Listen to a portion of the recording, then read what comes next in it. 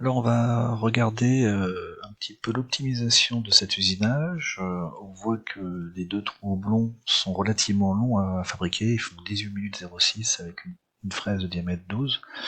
On va essayer de changer un tout petit peu ça, donc il y a des paramètres qui fonctionnent pas trop mal, des fois pas très bien, mais là on a une solution qui est assez simple. Donc on va aller modifier et on va choisir un outil plus gros.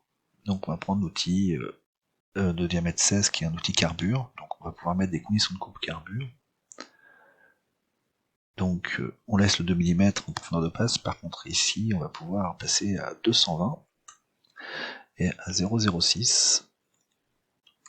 Voilà, ça c'est les conditions de coupe. Alors le problème de cet outil là, c'est que cet outil ne peut pas descendre dans la matière, c'est-à-dire que si vous descendez verticalement dans la matière, l'outil il n'a pas la coupe au centre, donc on va avoir un petit souci et ça va casser l'outil.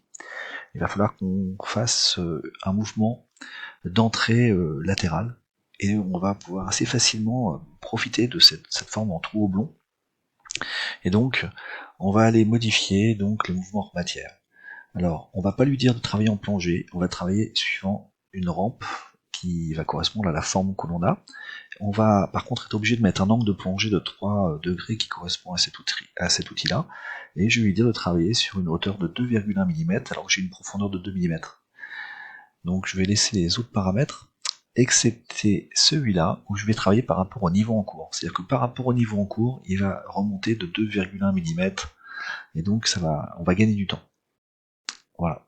Donc ça va donner, en fait, le plus simple, c'est, on va faire une petite simulation, vous allez voir, c'est beaucoup plus parlant. Au lieu de prendre sa profondeur de passe verticalement et en faisant une plongée, eh bien on va voir une profondeur de passe qui, qui est en pente et qui est tout à fait acceptable par cet outil.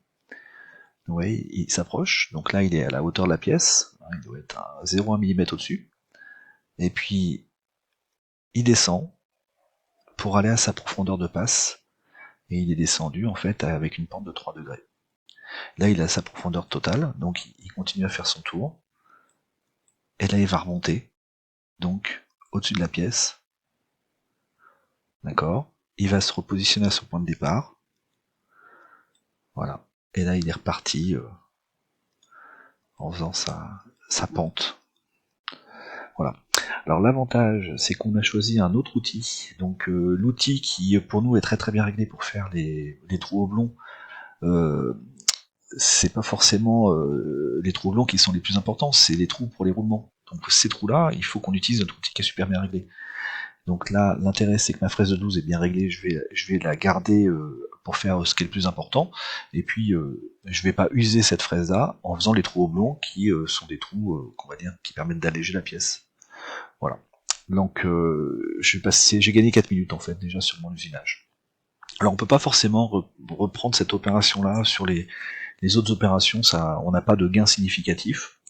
On peut encore gagner du temps en évitant de le faire remonter à chaque fois à 10 mm de haut. Donc là, ça serait possible. Qu'on peut modifier mais qu'on va pas changer, c'est que quand cet outil là descend, en fait vous avez des avances qui sont ici et vous avez des avances quand on est en fait en train de faire un engagement.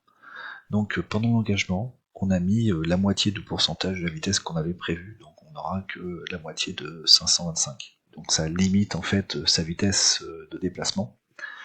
Donc ça permet en fait qu'il prenne sa pente en n'allant pas à une vitesse trop importante. Dès qu'il a pris la pente, il reprendra sa vitesse normale. Donc on va pas changer non plus ce paramètre là. On va le laisser tel quel. Donc il y a plusieurs possibilités de paramétrage, mais sont pas tous forcément évidents, donc il faut faire des essais. Et puis regarder effectivement ce qu'on va bouger ou pas bouger. Bon, là le reste on va le laisser comme ça, il n'y a pas de grands gains majeurs sur les autres opérations. Donc on va privilégier la sécurité, et donc on va laisser tel quel.